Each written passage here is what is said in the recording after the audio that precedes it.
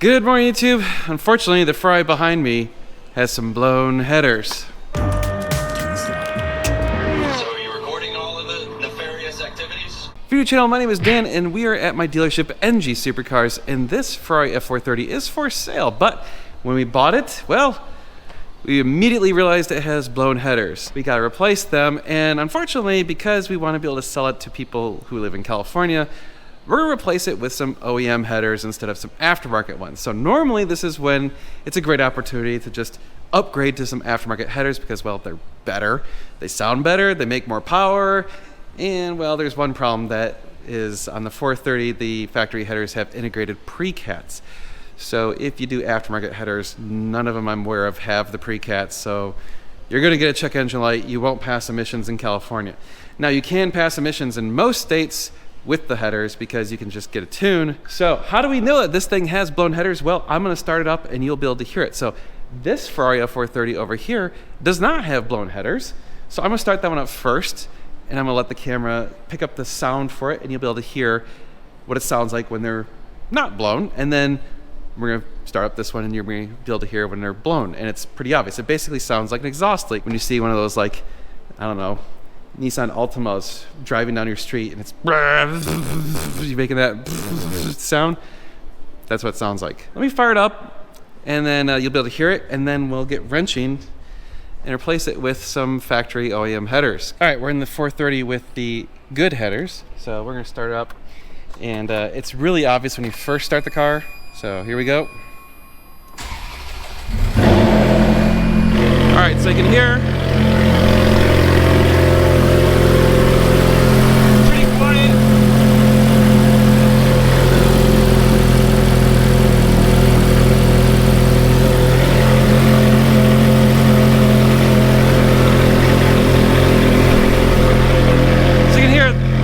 exhaust headers, there's not really much noise. It's pretty quiet. You can hear a little bit of valve train noise, but that's about it. Let's move on to the blown headers. All right, here we go. Blown headers.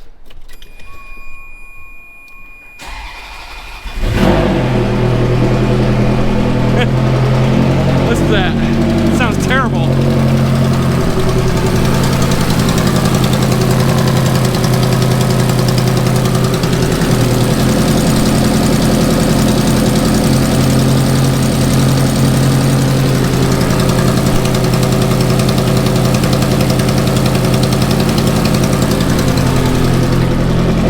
Obvious, huh?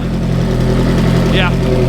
Alrighty, let's get in the air and change those things out. All right, there's a few parts you're gonna need in order to replace the manifold. So first one is you're gonna need some manifold gaskets, part number 211404. Then you're also gonna need a couple of these new brass nuts that go on the exhaust manifold, 210971. And you need 2 of the donuts. These are part number 154985. Now, it's also a good idea to get a couple of these studs. I already have a bunch of them. I don't know the part number off the top of my head. You can see we got these from Ricambia America, so they're still one of our favorites. Check them out, ricambiaamerica.com. All right, step 1, gotta remove the bottom panel, bunch of 10 millimeters, and we also gotta remove the diffuser. Again, 10 millimeters, and I think it's 6 of these 4 or 5 millimeter Allens. I can't remember if they're 4 or 5s. But anyway, pull off the diffuser first, then pull off the bottom tray. So as it turns out, this car already has aftermarket headers. So someone did a really crappy job installing them, and they're leaking, or blew out a gasket or something. So anyway, we're gonna have to replace the gaskets on these. Yeah, trying to find out where it's making the noise, but it's got to be around here somewhere. See, so yeah, this must mean it already has a tune and everything, so I guess there's no point in trying to make it California ready, because once you're tuned, it won't work in California. They didn't tell us it had headers, and we just kind of heard it and assumed it had headers, but or had the factory headers. Anyway, all right, well, here we go. Replacing gaskets. By the way, those of you who are watching my other video, that's what was wrong with my Scud. The header gaskets were leaking. Fixed it, replaced them, all good. Sounds amazing. We're gonna be doing some more videos on that, so Stay tuned. Well, I guess this is good news because it means it'll be easier. So here's the order of operations now that we're under here, and all we're doing is replacing gaskets. So first things first, we're gonna disconnect the collector. So it's got these 3 13mm bolts. Get that disconnected. Then we're gonna drop the AC compressor, 3, I think 5 or 6mm Allens, and we're gonna zip tie it out of the way. Gotta pull off the accessory belt in order to do that. Then we'll have good access. We'll be able to take off this thing. I was just kind of looking at the header, and I'm not entirely convinced that header is flat. So once we get it out, we'll put on some flat surface and see if it's got a warp to it. That might be why we're getting an exhaust leak. Something's up with this thing because it's really making a lot of noise. And when I look at it, I can see a gap right here. Like there's a gap. Like I could put a pencil tip in there.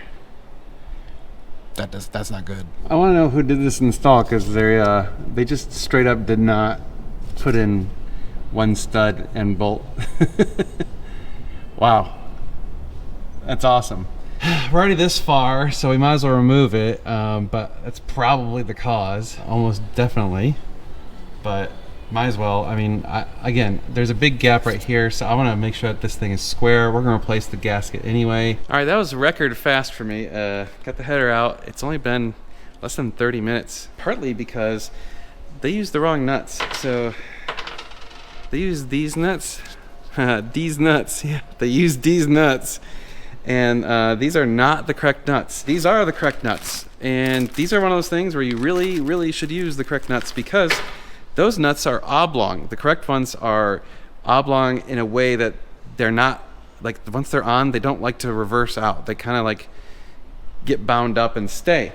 These ones are just regular nuts, and because they are not oblong, most of them had partially backed out. So they came off super easy, like just almost hand tight. That may have been part of the problem. The other thing is, so I laid this thing flat on the bench, and because they didn't have a nut on the very front of this thing, it actually is warping up just the teeniest bit. So hopefully a brand new gasket will take care of that and cinching it down really well. What I'm probably gonna have to do is put it on, install it, tighten everything down, get it really hot, like run it, and then tighten down that one last nut again, and hopefully it'll kind of bend it down a little. But anyway, so we're gonna just replace all the gaskets and nuts and that one stud that is missing, and then we'll go to the other side and see what other wonderful things are awaiting us.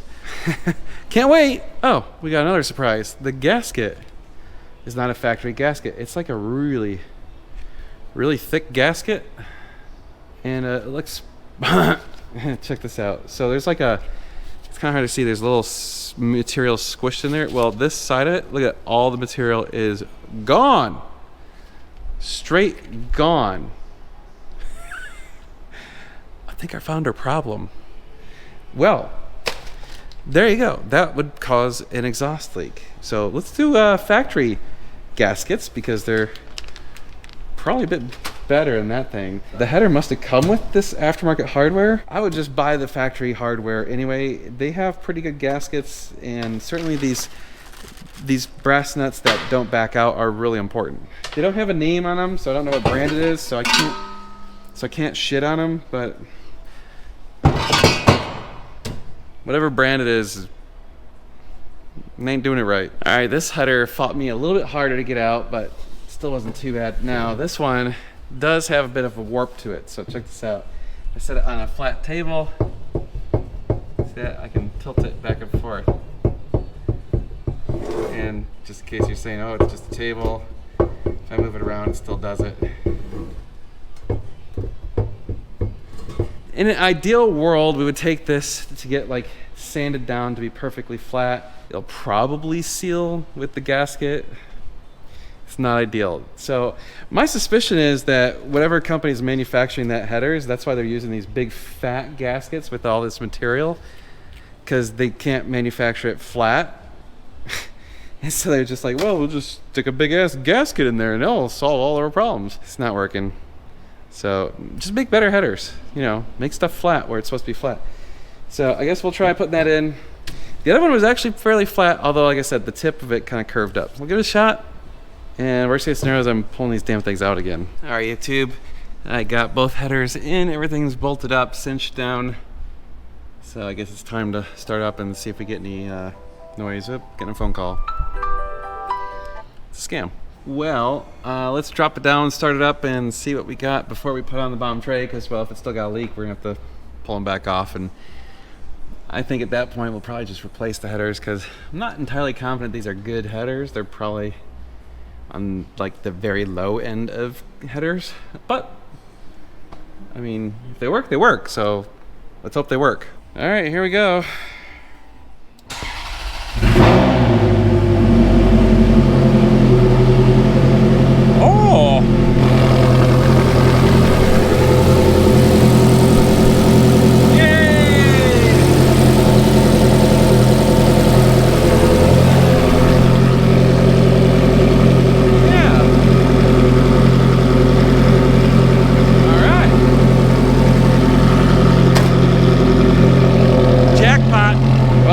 Shows you crappy gaskets.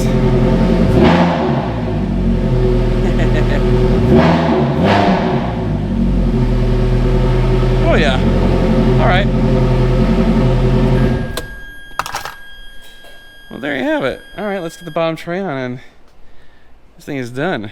And I guess now I feel much better about selling it to one of you. Although that means now you couldn't register it in California because it's got the aftermarket headers and there's no check engine light, so that means it's got a tune. Sucks to live in California. Well, there it is, all done. Total elapsed time, only 2 hours. I am impressed with myself. So 2 hours to fix that. Granted, if I was doing OE headers, it would have been harder because there's less room to work with, and if they had never been removed before, that'd be much, much harder because usually they're all rusty and whatever. So those things came out pretty easily. And again, because it didn't have the proper brass oblong nuts, those things had some, like probably half of them had started getting loose anyway. Combination of that and that big thick gasket, it probably just kind of squished and whatever. So yeah, use OE hardware on headers, even if you're buying aftermarket stuff and they come with those fat gaskets, don't use those. And definitely use the OE nuts, because those regular old nuts will walk off and then you get loose stuff. And in exhaust leaks, that's unfortunately that sounds exactly the same as when the headers blow. So they sounds like an exhaust leak. So that's what we thought. We were told that it had factory headers, so we didn't really bother looking at it. Once we heard they were blown, we're just like, okay, we have blown headers, we're going to replace them. So that was kind of a surprise for me to find out it actually had an aftermarket exhaust, because I would have thought the owner selling it to us would have known that, but not always. So there you go. This thing is in much, much better condition and sounds a lot better. So now I feel a lot better selling it to one of you. So check it out on our website, ngsupercars.com. We do appreciate when you guys can buy cars from us and support us. That keeps this thing going. But you know the drill. Like, share, and subscribe. Hit the notification bell. And check out normalguyssupercar.com. There you can buy parts and services using the code NGS10. It hooks you up with 10% off. But we'll see you in the next one. We're going to be doing a lot of cool car stuff, so you're going to want to stay tuned. It's going to be sweet.